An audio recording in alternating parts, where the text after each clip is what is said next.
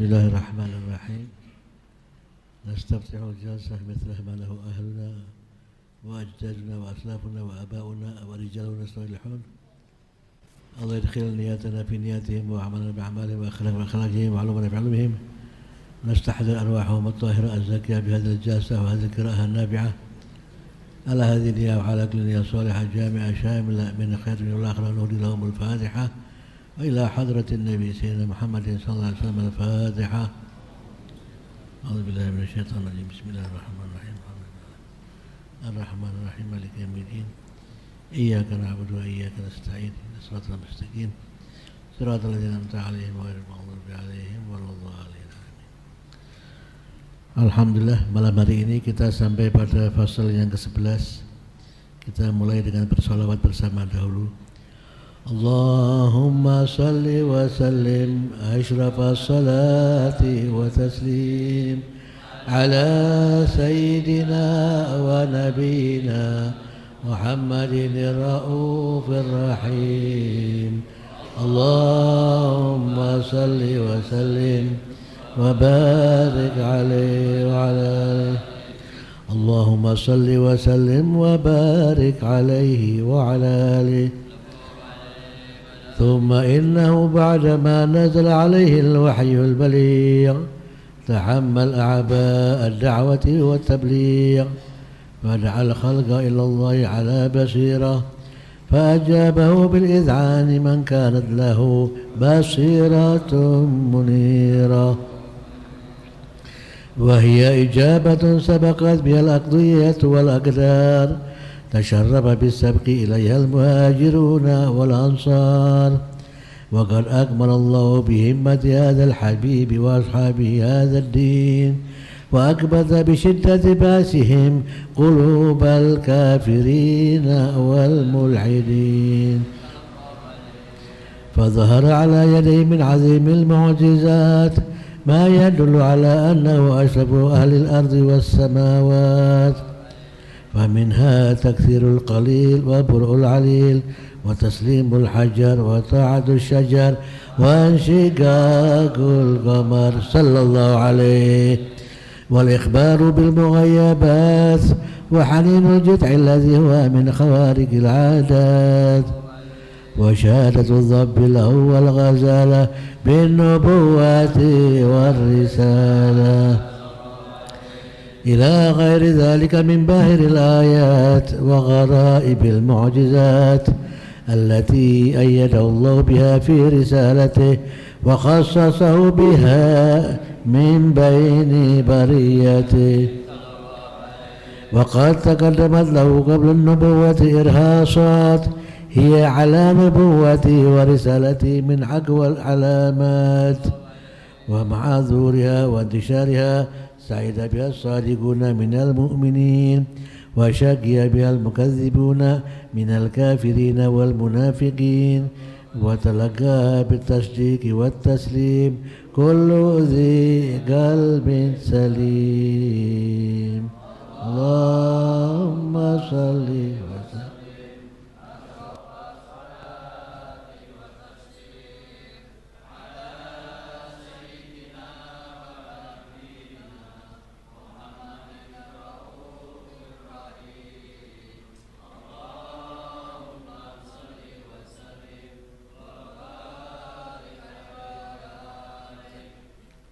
Bismillahirrahmanirrahim.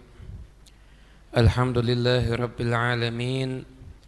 Allahumma salli wa sallim ala sayyidina Muhammadin ghina'i faqri wa hayati ruhi wa sururi qalbi wa najati fid dunya wal akhirah.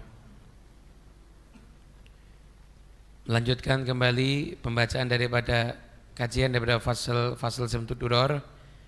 Kita sampai kepada fasal yang ke-11, yaitu thumma innahu ba'dama nazala alaihi al-wahyul baligh tahammala a'ba'ad da'wati wat tabligh. Kemudian ketika telah turun atas Nabi Muhammad SAW wahyu yang cukup jelas yang memerintahkan beliau untuk berdakwah, maka beliau pun menanggung beban untuk berdakwah dan tabligh, menyampaikan kebenaran. Fada'al khalqa ilallahi ala basirah, maka beliau mengajak semua makhluk untuk mengenal Allah Subhanahu wa taala ala basirah, dengan mata hati. Basirah itu ada yang memaknai dalam kata basirah dalam dakwah, berdakwah dengan mata hati, mengajak dengan hatinya. Ada pula yang mengatakan basirah itu hujjah wadhihah, mengajak orang untuk menyembah Allah Subhanahu wa taala dengan menyampaikan hujjah wadhihah, dalil-dalil dan bukti-bukti yang sangat jelas. Maka fa'ajaba bil id'ani man kanat lahu basiratum munirah. Karena ini berhubungan dengan hati, maka yang menjawab dengan patuh adalah orang yang juga punya basiratum munirah, mata hati yang bercahaya. Wa hiya ijabatun sabaqat bihal aqdhiyatu wal aqdar tasyarrafa bisabqi ilaihal muhajiruna wal ansar. Sesungguhnya siapapun yang menjawab seruan Nabi Muhammad SAW, maka udah dari zaman terdahulu qadha dan qadar Allah telah menentukannya. Dan yang beruntung untuk segera menyambut seruan ini adalah kaum muhajirin dan kaum ansar. Waqad akmalallahu bihimmati hadzal habibi wa ashabihi hadzal din wa akbata bi syiddati ba'zihim qulubal kafirina wal mulhidin. Sungguh Allah Subhanahu wa taala dengan berkat semangat hadzal habib kekasih ini Rasulullah SAW dan sahabatnya, Allah telah menyempurnakan agama ini dan menghancurkan hatinya orang-orang kafir dan orang-orang yang menentang. Fadhahara ala yadayhi min azimil mu'jizat, maka muncul di hadapan beliau berbagai macam mukjizat yang agung. Ma yadullu ala annahu asyrafu ahlil ardi was samawat, yang menunjukkan apa? Bahwasanya beliau ini Nabi Muhammad asyrafu ahlil ardi was samawat, yang paling mulia di antara penghuni bumi dan langit. Nah, di antara mukjizat Nabi yang disebutkan di sini dan akan kita bawakan satu persatu, bahwasanya Nabi Muhammad SAW, kalau kita mengambil satu ringkasan, begitu wahyu itu turun kepada beliau, maka ketika itu beliau harus menyampaikan dakwah risalah di tengah masyarakat yang ketika itu menyembah apapun yang mereka kagumi.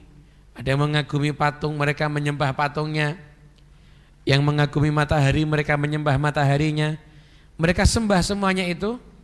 Maka disitulah Nabi Muhammad SAW tampil dan mengajak untuk menyeru ke jalan Allah Subhanahu Wa Taala. Dan ini bukannya tanpa rintangan. Yang pertama kali menentang beliau adalah paman beliau sendiri, Abu Lahab. Pamannya beliau sendiri. Kemudian masyarakat sekitar beliau.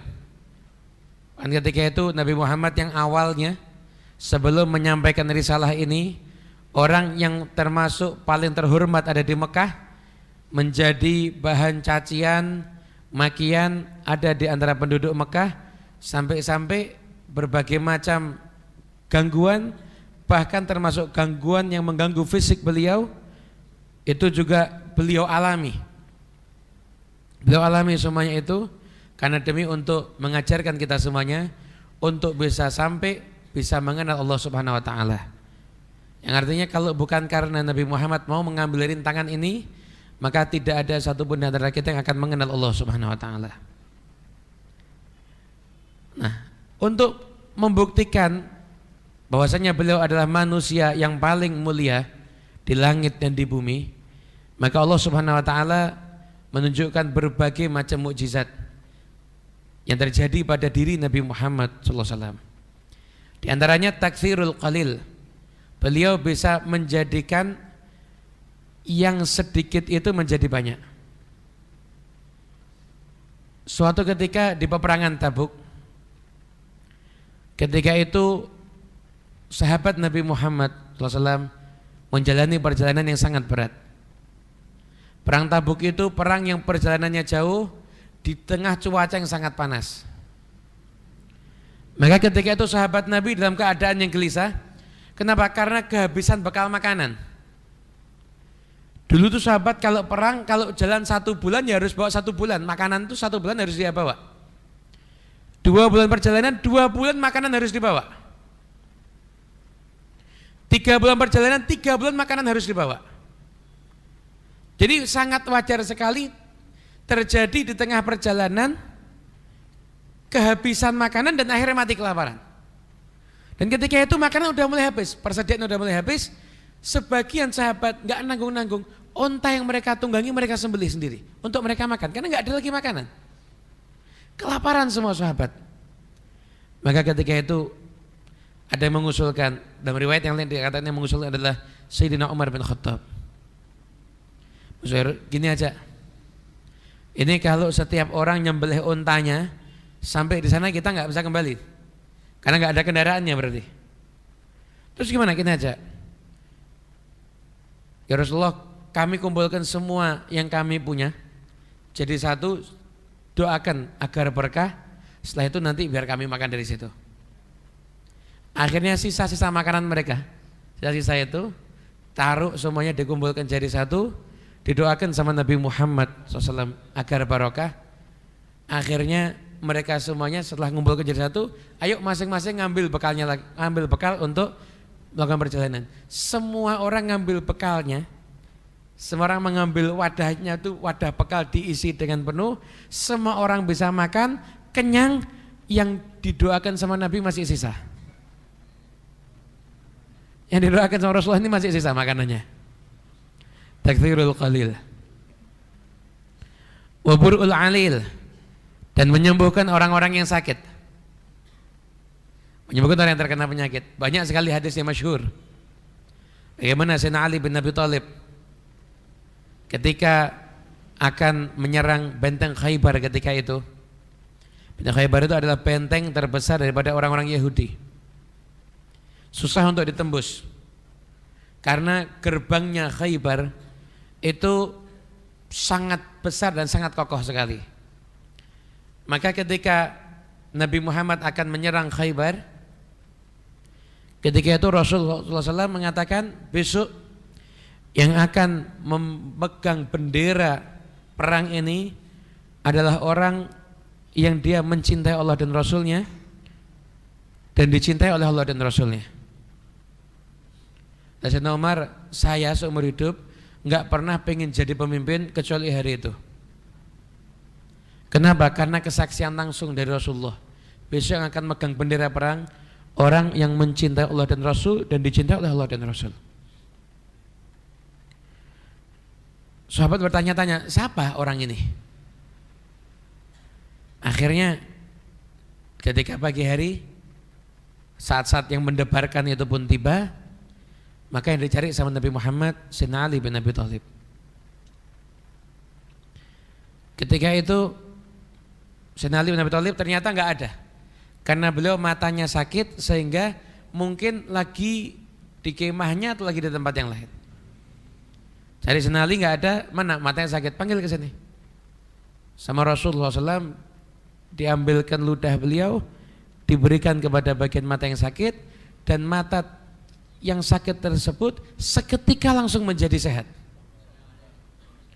Dipegang bendera itu oleh Sayyidina Ali bin Abi Thalib. Ketika Khaybar itu ditutup bentengnya dengan rapat, maka Sayyidina Ali maju, benteng yang dengan pintu yang besar itu, pintu itu diangkat sama Sayyidina Ali, bahkan dijebol, dihancurkan begitu, dan dijadikan sebagai tameng. Pintu itu dijadikan sebagai tameng sama Sayyidina Ali. Maka ketika itu kaum muslimin berhasil menang dengan telak.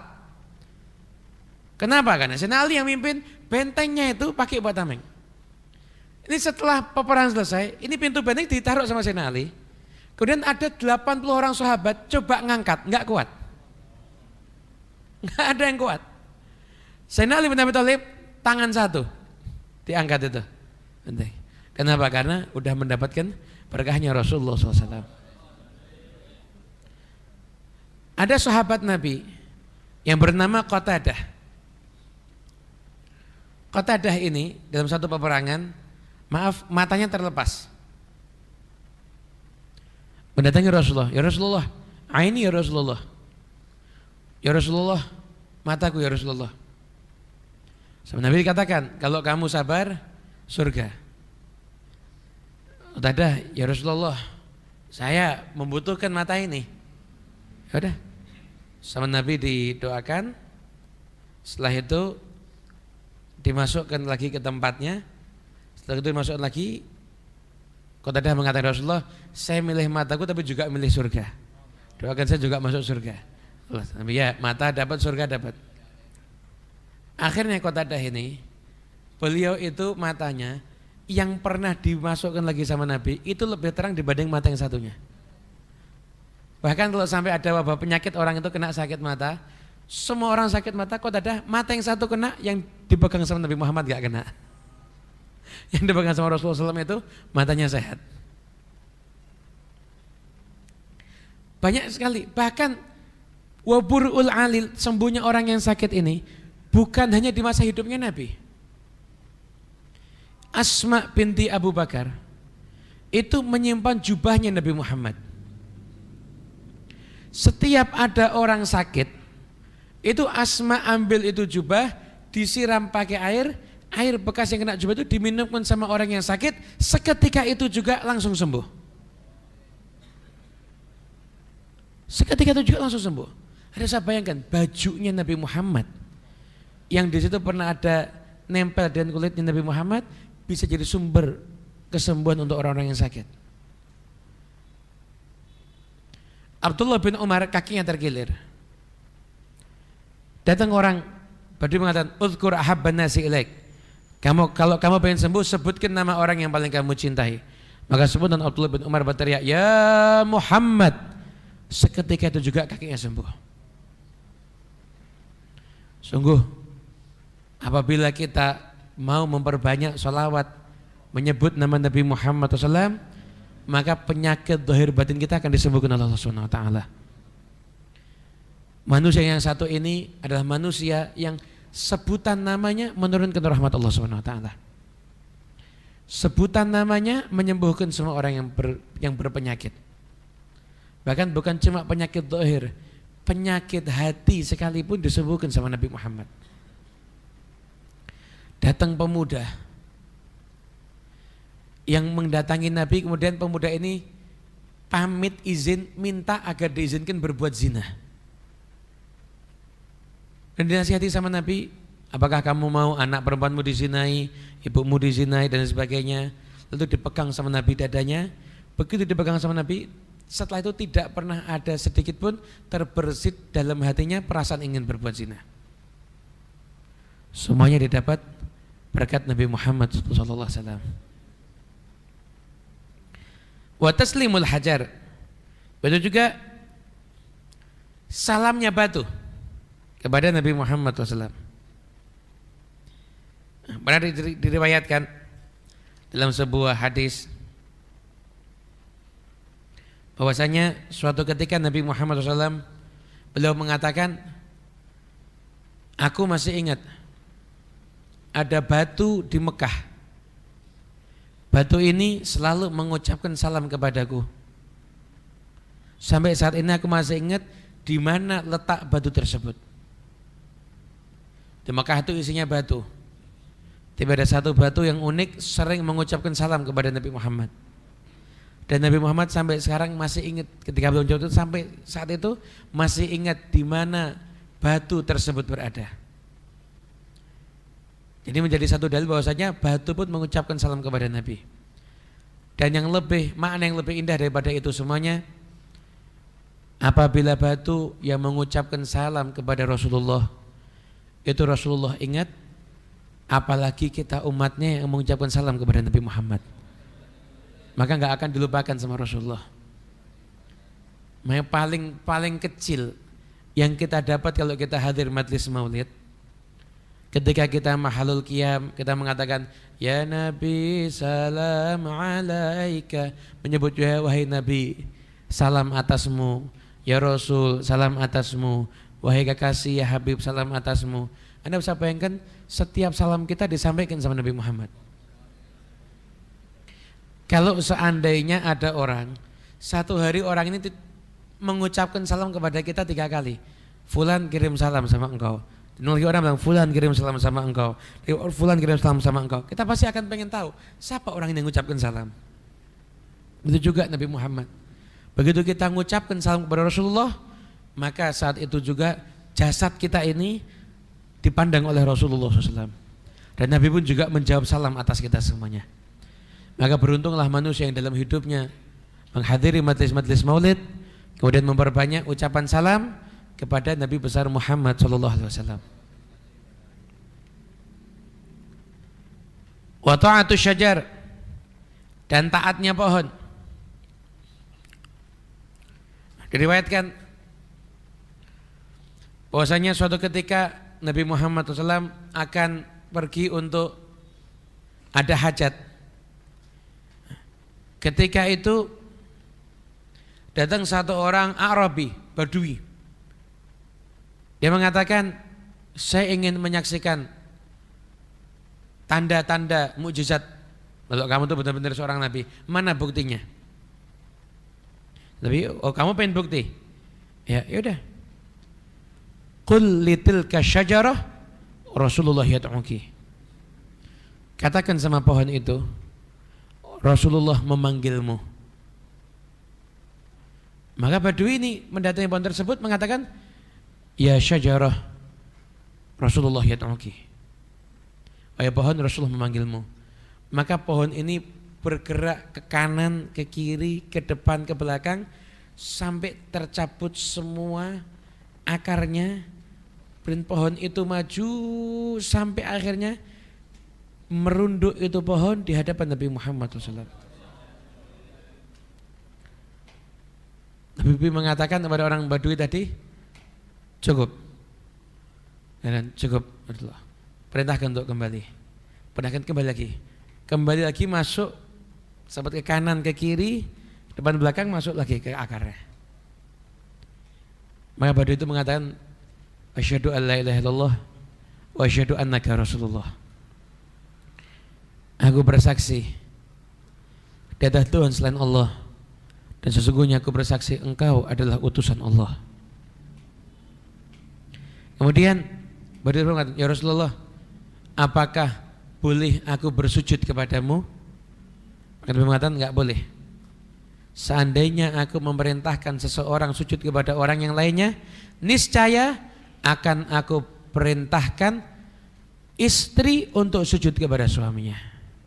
Nah, Nabi enggak ada sujud kecuali hanya kepada Allah. Dan Badui ini minta izin untuk mencium tangan dan kaki Nabi, kemudian diizinkan oleh Nabi Muhammad SAW. Pohon pun taat kepada Nabi Muhammad. Apakah kita mau jadi umat yang enggak taat sama Nabi? Pohon aja taat sama Nabi Muhammad. Kita manusia yang punya akal, yang mendapatkan surga apabila kita taat kepada Nabi Muhammad, mengapa kita nggak bisa taat kepada Nabi Muhammad? Jauhnya derajat kita dengan pohon yang masih mau taat kepada Rasulullah SAW. Wansyiqaqul qamar, dan terbelahnya bulan. Bulan itu hadisnya mutawatir. Ulama mengatakan hadis mutawatir, sangat populer sekali ini hadis. Dan ketika itu orang-orang kafir, Nabi Muhammad SAW masih menyaksikan rembulan. Mereka mengatakan, ya Muhammad in kunta shadiqan fasyuk lanal qamar firqatan. Ya Muhammad, kalau memang engkau itu benar, maka belahlah bulan ini menjadi 2 bagian. Dia mengatakan, in fa'altu tu'minu, kalau aku lakukan kamu mau beriman? Minta kamu sama Tuhanmu, lakukan. Maka ketika itu apabila Nabi Musa alaihissalam membelah lautan dengan tongkatnya, maka Muhammad Rasulullah SAW membelah bulan dengan tangannya. Dibelah itu bulan sama Nabi Muhammad, Enggak cukup itu, belahan yang satu di atas Jabal Abi Qubais, Gunung Abi Qubais, belahan yang satu di atas Gunung Qainuqa. Menyaksikan itu, apakah mereka yang menyaksikan tadi beriman? Mereka enggak ada yang beriman. Yang mengatakan, wah, bulan udah disihir sama Muhammad. Betapa kuatnya sihir Muhammad. Karena peristiwa ini dahsyatnya seperti itu, sampai-sampai diabadikan oleh Allah dalam Al-Quran, iqtarabatis sa'atu wansyaqqal qamar. Allah berfirman, telah dekat datangnya kiamat dan sungguh telah terbelah itu bulan. Wa in yarau ayatan yu'ridhu wa yaqulu sihrun mustamir. Dan mereka yang menyaksikan tanda kehebatan Allah, mukjizat itu, mereka berpaling dan mengatakan sihrun mustamir. Ini adalah satu sihir yang hebat, sihir yang terus menerus. Enggak beriman mereka. Anda bisa bayangkan, Nabi ini berdakwah sama orang yang lihat bulan dibelah ini masih enggak beriman. Dan keesokan harinya manusia-manusia ini masih didakwahi lagi oleh Nabi Muhammad. Enggak ada putus asa sama sekali. Harisun alaikum, semangatnya itu luar biasa agar semua umat ini selamat. Nabi Muhammad SAW terbelah bulan seperti itu.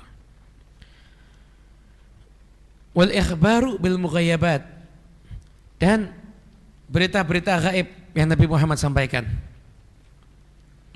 Banyak sekali berita gaib yang Nabi sampaikan. Di antaranya dalam sebuah peperangan, Nabi Muhammad SAW menceritakan Zaid, Sayyidina Ja'far dan Ibn Rawahah.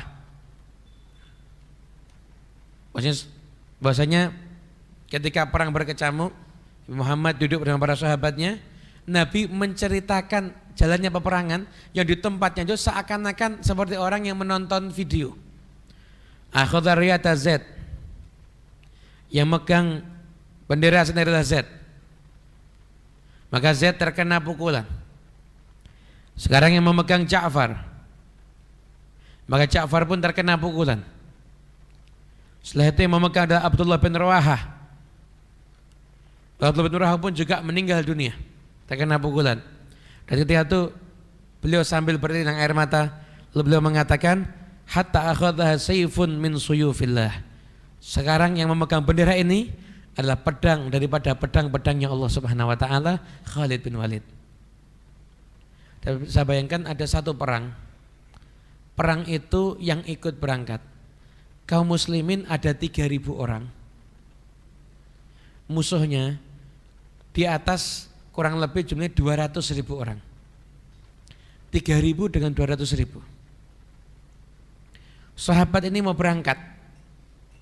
Nabi Muhammad menyatakan apa? Yang megang bendera Z. Kalau Z gugur, yang megang bendera Ja'far bin Abi Thalib. Kalau Ja'far gugur, yang megang bendera Abdullah bin Rawahah.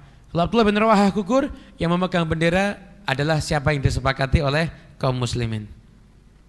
Anda tahu ketika berangkat ini, 3 sahabat ini paham. Lebih mengatakan megang bendera kemudian gugur, berarti mereka bakal gugur.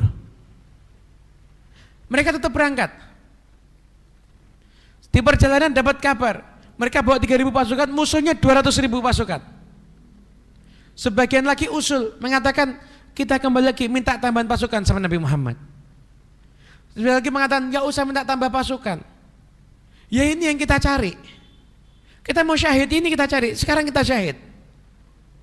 Berangkat ke medan perang dan 3 orang ini diceritakan sama Nabi, Zaid gugur, Ja'far bin Abi Thalib megang bendera dengan tangan kanan ditebas, pegang dengan tangan kiri ditebas, pegang dengan diapit di antara tubuhnya sampai terbunuh. Abdullah bin Rawahah terbunuh sampai akhirnya dipegang oleh Khalid bin Walid. Anda bisa bayangkan, mereka sahabat Nabi ini nyawanya dihadiahkan untuk agama Islam. Nyawanya dihadiahkan untuk Rasulullah SAW. Tapi berlinang air mata Nabi menyaksikan ketika orang-orang yang dicintainya gugur di medan pertempuran. Tapi tangisan itu adalah tangisan rahmah. Dan Nabi pun mengetahui bahwasanya Ja'far bin Abi Thalib setelah gugur, beliau mengatakan sesungguhnya Ja'far datang kepadaku dengan sayap, kedua tangannya yang ditebas dalam peperangan Allah gantikan dengan sayap di surga, beliau bisa terbang kemanapun juga yang beliau inginkan. Kemudian diceritakan juga bahwasanya ketika akan masuk ke satu peperangan, Nabi Muhammad SAW itu pernah menunjukkan tempatnya. Nanti ini tempat terbunuhnya fulan, sini tempat terbunuhnya fulan, sini tempat terbunuhnya fulan. Sehari sebelum peperangan, ketika peperangan berkecamuk, sahabat mengatakan, "Fawalladzi ba'atsahu bil haqq ma akhta'ul hudud allati hadda Rasulullah SAW."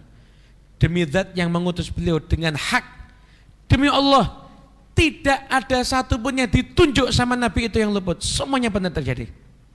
Yang fulan mati di situ, ya benar matinya di situ. Wal ikhbaru bil mughayyabat.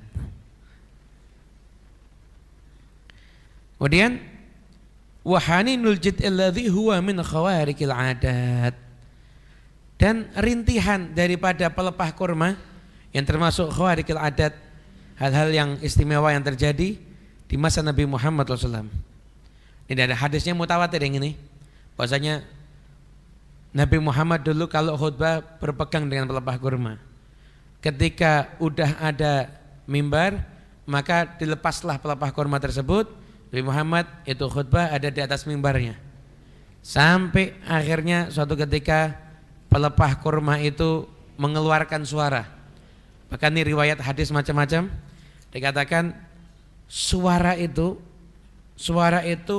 kerasnya seperti bayi yang meraung-raung, dan seperti anak unta yang berteriak, kerasnya luar biasa. Sampai ini didatangi pusat suara tersebut adalah pelepah kurma, dan dielus oleh Rasulullah SAW, dan dijanjikan dia akan jadi pelepah kurma ada di surga. Kisah yang masyhur, dan kita semua mengetahuinya. Yang indah daripada kisah ini yaitu Sayyidina Hasan Al-Basri, riwayatnya juga disebutkan ada Sayyidina Ja'far As-Shadiq. Setiap menceritakan kisah ini beliau menangis, lalu mengatakan, "Ya ibadallah, al-khashabatu tahinnu ila Rasulillah syauqan ilaihi limakanih fa antum ahaqqu an tashtaqu ila liqa'ih." Wahai hamba Allah, pelepah kurma itu bisa menangis karena merindukan Rasulullah. Engkau yang hidup, engkau lebih layak untuk menangis dan untuk merindukan Rasulullah SAW. Kalau pelepah kurma yang benda mati ajak menangis karena rindu sama Nabi. Sedangkan kita manusia yang beriman jasanya Nabi, mendapatkan sekian keutamaan karena Nabi. Kenapa kita nggak bisa menangis untuk merindukan Nabi Muhammad? Apakah hati kita udah mati sehingga nggak pernah ada kesempatan untuk kita merindukan Rasulullah? Kita merindukan untuk memandang pemandangan yang indah. Kita merindukan untuk menyaksikan hal-hal yang istimewa. Ketahuilah bahwasanya tidak ada yang lebih indah untuk dipandang dan disaksikan melebihi keindahan wajah Nabi Muhammad SAW. Maka rindukanlah Nabi Muhammad. Sesungguhnya Nabi Muhammad terlebih dahulu sudah merindukan kita semuanya. Dan kerinduan kita pasti akan terbalas, karena beliaulah yang lebih dulu merindukan kita. Jadilah kita umat yang membalas kerinduan Nabi dengan merindukan Nabi Muhammad. Wa syahadatu dhabbi lahu wal ghazalah bin nubuwati war risalah. Dan yang disebutkan sini adalah termasuk bagian yang mukjizat Nabi, yaitu kesaksian daripada biawak. Diriwayatkan oleh Imam At-Tabrani, suatu ketika Nabi Muhammad SAW berkumpul bersama para sahabatnya, ketika itu datanglah orang Badui yang dia habis berburu biawak. Biawak itu diletakkan di bagian ini, pergelangan tangan begini. Orang dulu kalau pakai baju pergelangan tangannya ini besar, jubah pergelangan tangannya itu besar. biawak dimasukkan, dipegang begini. Dipegang begitu.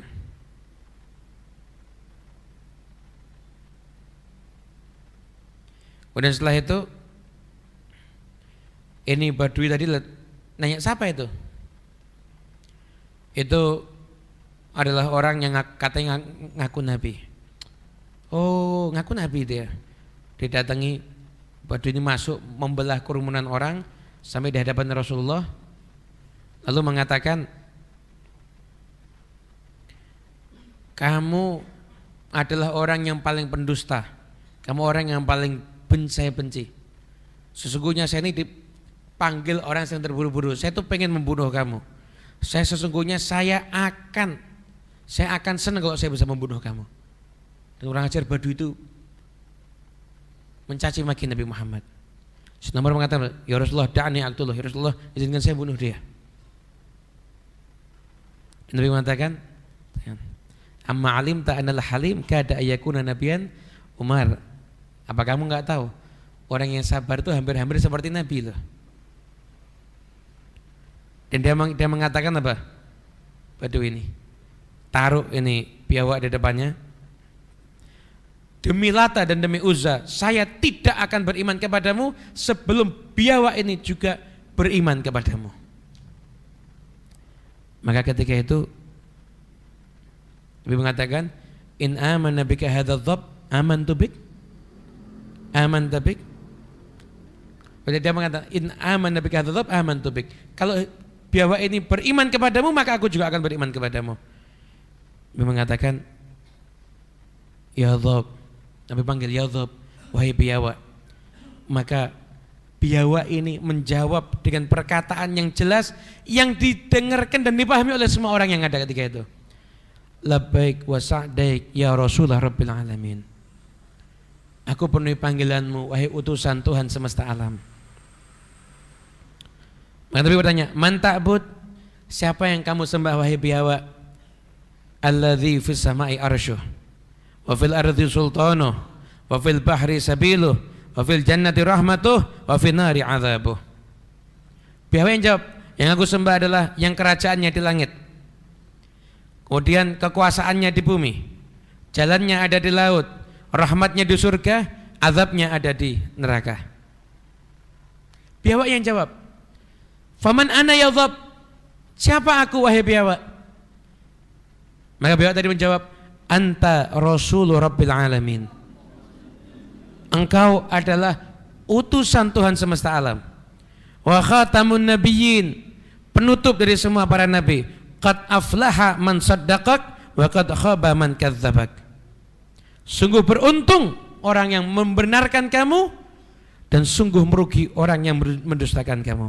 Faqala al-a'rabi, seketika itu juga Arabi tadi mengatakan, asyhadu an la ilaha illallah wa annaka rasulullah haqqan. Aku bersaksi tidak ada Tuhan selain Allah dan engkau adalah Rasulullah yang hak. Dan masih banyak sekali daripada kisah tentang mukjizat Nabi Muhammad SAW. Dan ini adalah salah satu bagian istimewa daripada perjalanan Rasulullah SAW.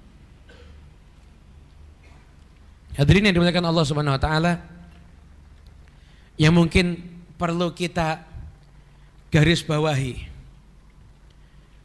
di antara keindahan dakwah Nabi Muhammad, yang belum pernah ada manusia yang seindah beliau dalam bersikap, berucap dan apapun juga, yang paling indah itu Nabi Muhammad. Anda bisa bayangkan Nabi Muhammad itu dakwah. Di sini sudah disampaikan, wa ma'a dhuhuriha wa intisyariha, semakin tersebarnya Islam, gimana? Sa'ida biha shadiquna minal mu'minin. Beruntung dengan dakwahnya Nabi Muhammad orang-orang yang jujur di antara kaum mukminin. Wa syaqiya bihal mukadzibuna minal kafirin wal munafikin. Maka celaka orang-orang yang mendustakan Nabi daripada orang-orang kafir dan orang-orang munafik. Anda lihat Nabi Muhammad itu dakwah. Nabi Muhammad dimusuhi. Tapi Anda saksikan betapa indahnya dakwah Nabi. Banyak anak dari musuhnya Nabi beriman kepada Nabi Muhammad. Abu Lahab itu musuhnya Nabi, punya anak perempuan bernama Darrah, Darrahnya beriman kepada Nabi Muhammad. Abu Jahal memusuhi Nabi. Anaknya Ikrimah beriman kepada Nabi. Al-Walid bin Mughirah memusuhi Nabi. Anaknya Khalid bin Walid menjadi pasukan perang Nabi Muhammad, panglima perangnya Nabi Muhammad. Al-Asi bin Wa'il mencaci maki Nabi Muhammad sampai sebab diturunkannya surat Al-Kautsar karena cacian Al-Asi bin Wa'il. Anaknya Amr bin As, sahabatnya Nabi Muhammad. Abdullah bin Ubay bin Salul, pemimpin orang-orang munafik. Anaknya Abdullah bin Ubay bin Salul, pecinta Nabi Muhammad. Betapa indahnya manusia yang hidup dengan penuh kemuliaan sampai ayahnya memusuhi dirinya, anaknya beriman kepadanya. Gak pernah terjadi yang semacam ini kecuali pada diri Nabi Muhammad SAW. Menunjukkan bahwa beliau itu dalam berucap bersikap adalah benar-benar telah sampai pada tahapan yang sempurna. Oleh karena itu ketika dibacakan mukjizat-mukjizat Nabi Muhammad yang seperti ini, dan paling azam mukjizat Nabi adalah Al-Quran, maka kita semuanya bisa mengambil kesimpulan bahwasanya benar-benar Nabi Muhammad ini adalah utusan Allah. Benar-benar Nabi Muhammad adalah manusia yang paling dicintai sama Allah. Allah tundukkan alam ini, bulannya, tumbuhannya, binatangnya, semuanya untuk berkhidmat kepada Nabi Muhammad, untuk taat kepada Nabi Muhammad. Maka jadilah kita semuanya umat yang akan taat kepada Nabi Muhammad. Sesungguhnya kemuliaan berada pada pribadi manusia yang taat kepada Nabi Muhammad. Mulia itu pada orang yang taat kepada Nabi Muhammad. Dikatakan yauma la yukhzin nabiyina walladzina amanu ma'ahu. Di hari kiamat nanti, hari Allah SWT tidak akan mempermalukan para nabi. Dan siapa yang gak akan dipermalukan sama Allah? Walladzina amanu ma'ahu. Orang-orang beriman yang beliau bersama dengan para nabi. Jadilah diri kita ini orang yang berada di barisan yang Rasulullah. Jadilah diri kita ini orang yang merindukan Rasulullah. Jadikan waktu-waktu kita setelah ini adalah waktu-waktu di mana kita merindukan Nabi Muhammad. Nah, sesungguhnya tidak ada kenikmatan hidup kecuali bagi orang yang merindu kepada Nabi Muhammad. Habib Ali bin Muhammad Al-Habsyi, beliau hidupnya merindukan Nabi Muhammad. Lalu beliau mengatakan, sa'atuna kulluha ta'bur lana fi na'im, aisyu bi dzikril habibi. Beliau mengatakan, aku hidup dengan mengingat kasihku dan aku hidup dalam keadaan yang penuh kebahagiaan karena mengingat Nabi Muhammad SAW. Mungkin hanya ini yang bisa kami sampaikan. Semoga insya Allah berkah dan manfaat untuk kita semuanya. Allah alam.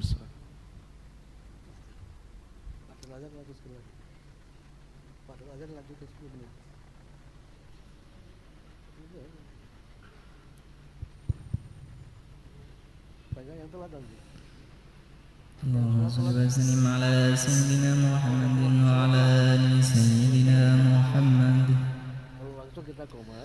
الله أكبر الله أكبر الله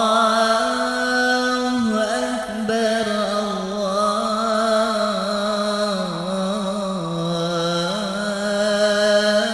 الله أكبر. أشهد أن لا إله إلا الله. أشهد أن لا إله إلا الله.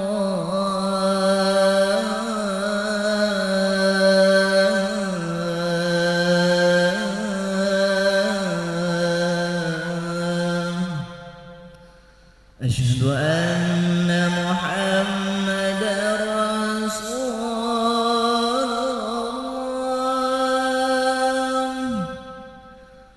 أشهد أن محمدا رسول الله.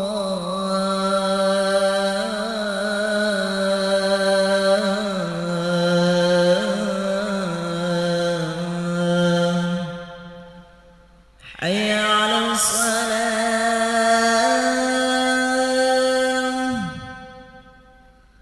حي على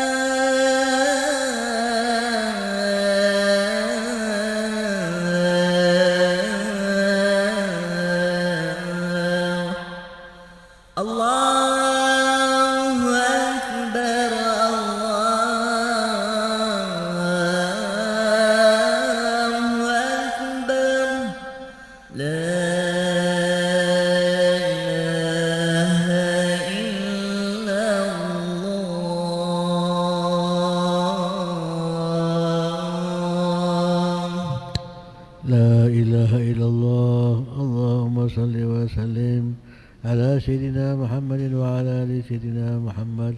اللهم رب هذه الدعوة التامة والصلاة القائمة آت سيدنا محمد الوسيلة والفضيلة والشرف والدرجة العالية الرفيعة وابعثه المقام المحمود الذي وعدته يا أرحم الراحمين.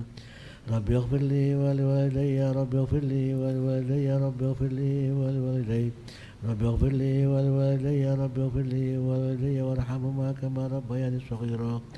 اللهم إنا نسألك العفو والعافية والمعافاة الدائمة في الدين والدنيا والآخرة.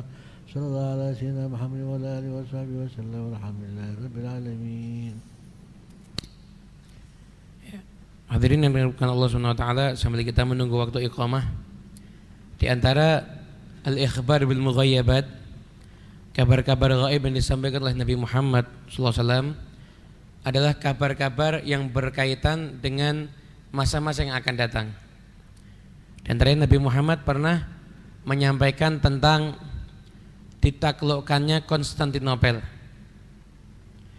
Maka berlalu sekian ratus tahun sampai akhirnya benar-benar ditaklukkan Konstantinopel. Dan juga ada hadis-hadis dari Rasulullah SAW yang beliau sampaikan. Hadis ini berkaitan dengan sikap-sikap kita ada di akhir zaman. Maka beliau sering kali menyampaikan, saya ati ala ummati kada, saya ati mimba di kada, saya ati kada. Begitu terus, akan datang kepada umatku kada, kada dan lain sebagainya. Di antara salah satu hadis yang mungkin ini sesuai dengan keadaan kita saat ini. Dulu kan kita ini kalau belajar dalam ilmu bumi kan pasti ini bulan Oktober sampai April itu waktunya hujan. Di April sampai Oktober itu waktunya musim kemarau. Nah, sekarang kan nggak bisa kita pakai aturan itu. Pada Oktober ya belum hujan. Ini November aja masih belum sering hujan, baru sesekali. Nanti setelah April lewat kadang ini masih terus turun hujan. Nabi pernah bersabda, hadis riwayat Imam At-Tabrani, ya'ti zamanun ala ummati, akan datang satu zaman untuk umatku, atas umatku, la yabqa minal Islam illa ismuh. Islam itu hanya tinggal nama. Namanya aja Islam. Namanya Islam, KTP Islam. Ngakunya muslim nama, tapi gaya hidup enggak kayak orang Islam. Mungkin sholat aja juga enggak. Wala minal Quran illa rasmuh. Quran cuma dibaca, tulisannya aja dibaca. Dilomba-lombakan orang baca Quran, hafal Quran, tapi nggak ada yang paham isinya Quran. Cuma dibaca, nggak ada yang paham. Kemudian hamuhum butunuhum. Yang mereka pikirkan isi perut mereka. Isi perut mereka. Mereka pergi ke sana kemari hanya untuk mengenyangkan perut mereka. Memikirkan diri mereka. Wa qiblatuhum nisa'uhum. Kiblatnya mereka ikut sama perempuan-perempuan mereka. Yang suami enggak punya kewibawaan lagi. Istrinya minta macam-macam, sekalipun melanggar syariat dituruti. Enggak ada kewibawaan bagi seorang suami. Dinuhum darahimuhum. Agama mereka, harta mereka. Itu yang mereka pikirkan tiap harinya, bukan agama lagi. As-sunnah fihim bid'ah wal bid'ah fihim sunnah. Perbuatan sunnah dianggap perbuatan yang salah. Perbuatan yang salah dianggap perbuatan yang bagus.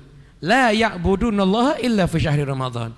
Enggak beribadah kepada Allah dengan baik kecuali hanya di bulan Ramadan. Berapa banyak di antara kita yang enggak witir kecuali hanya Ramadan? Witirnya hanya ketika Ramadan. Apa kata Nabi? Fa'in fa'alu dzalika ibtalahumullah bisinin. Kalau terjadi seperti itu, maka Allah akan menguji mereka semuanya dengan as-sinin. Sahabat tanya, wa mas-sinun ya Rasulullah? As-sinun itu apa ya Rasulullah? Jawrul hukam, pemimpin yang zalim. Wa ghulubul ma'unah, biaya hidup yang tinggi. Wa yahbisullahu anhumul matar fi awani yunziluhu alaihim fi ghairi awani. Dan Allah cegah hujan, waktu turun hujan Allah enggak turunkan hujan. Bukan waktunya turun hujan, Allah akan turunkan hujan. Hadis riwayat Imam At-Tabrani. Terjadi semua di zaman kita sekarang ini. Nah, sebabnya apa? Karena udah ada peristiwa al-ikhbar bil mughayabat yang disampaikan oleh Rasulullah SAW. Maka luar biasa seorang manusia yang hidup 1400 tahun yang lalu tapi bisa mengatur kemaslahatan untuk orang yang hidup di zaman sekarang ini. Setiap pemikiran itu pasti berlalu sekian tahun, nanti ada pemikiran yang dianggap lebih hebat, yang ini dilupakan. Ada yang lebih hebat, yang ini dilupakan. Ada metode, ini metode hebat, dipakai sekian tahun, dilupakan lagi, ada yang katakan lebih hebat. Terus itu, model ilmu kedokteran, ilmu apa juga seperti itu. Tapi kalau metode hidup yang diajarkan sama Nabi Muhammad, sepanjang tahun semakin terbukti kebenarannya. Semakin jelas kebenarannya. Kalau dulu orang cuma hanya sekedar ya patuh. Pokoknya kalau sampai ada liurnya anjing, ya siram 7 kali, ada pakai tanah. Sekarang udah terbukti, diteliti, bahwasanya pada liur anjing itu ada satu virus yang sangat berbahaya. Virus itu tidak bisa mati hanya apabila hanya disiram air, bisanya mati kalau disiram dengan tanah. Baru tahu sekarang ini orang-orang yang meneliti. Nabi Muhammad sudah menyampaikan 1400 tahun yang lalu. Ajaran yang luar biasa ini. Maka nggak ada yang lebih hebat dibandingkan ajarannya Nabi Muhammad. Nggak ada metode konsep hidup yang lebih istimewa dibanding konsep hidup yang diajarkan oleh Rasulullah SAW. Karena itu nggak ada jalan bagi kita. Jadi ayo kita ngikuti konsep hidupnya Nabi. Hidup kita pakai acaranya Nabi. Belajarlah kita fikih. Ilmu fikih itu adalah ilmu yang ngatur kita untuk hidup pakai caranya Nabi Muhammad. Namanya ilmu fikih. Ilmu tasawuf, ilmu yang ngatur kita agar punya hati sebagaimana yang diidamkan idealnya umat Nabi Muhammad SAW. Kalau kita belajar itu semuanya, fikih kita pelajari, kita bisa niru Nabi Muhammad SAW dalam semua aspek kehidupan kita dan bisa memperbaiki hati kita dan ilmu tasawuf sebagaimana kondisi hati yang diharapkan Nabi untuk dimiliki hati tersebut oleh setiap umat Nabi Muhammad SAW. Mungkin ini yang bisa kami sampaikan. Semoga barokah dan manfaat insyaallah.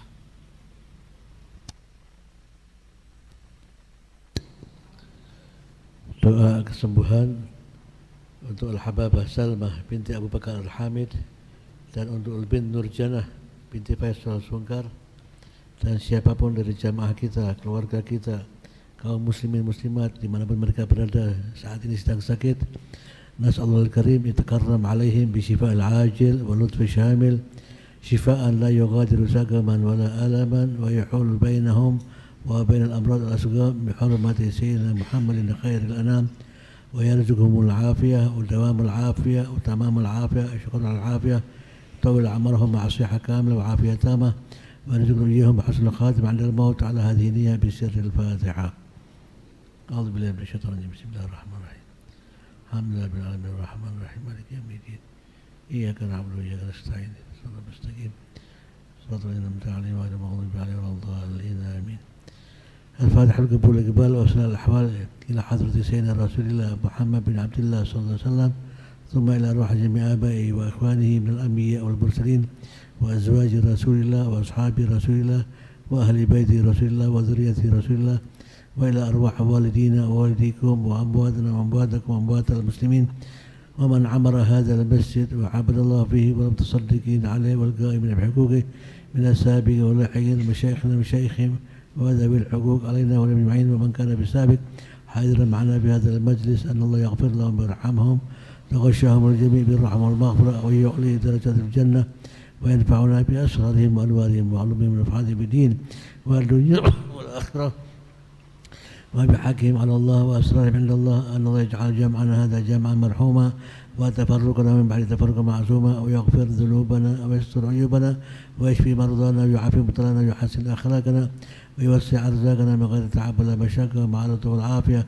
والصحة والسلامة والتوفيق والهداية ويجعلنا وإياكم من الذين يستمعون القول فيتبعون أحسنه ويرزقنا وإياكم حج بيتنا الحرام والزيارة قبر النبي عليه أفضل الصلاة والسلام ويطول أعماركم في طاعة الله ورسوله ويرزقنا حسن الخاتم عند الموت في خير والطف والعافية والسلامة وإلى حضرة النبي سيدنا محمد صلى الله عليه وسلم. الفاتحة. أعوذ بالله من الشيطان الرجيم. بسم الله الرحمن الرحيم مالك يوم الدين إياك نعبد وإياك نستعين. غير المغضوب عليهم ولا الضالين. يا ربنا اعترفنا بأننا اقترفنا وأننا أسرفنا على لظى أشرفنا فتب علينا توبة تغسل كل حوبة وسر لنا العورات وآمن الروعات واغفر لوالدينا الرب ومولودينا والآل والإخوان وسائر الخلان وكل ذي محبة أو جيرة أو صحبة والمسلمين أجمع آمين ربي اسمع فضلا وجودا منا لا باكتساب منا بالمصطفى الرسول نحظى بكل سول صلى وسلم ربي علي عد الحب وآله وصحبه عداد طش الصعب والحمد للإله بالبدء والتناهي الحمد لله.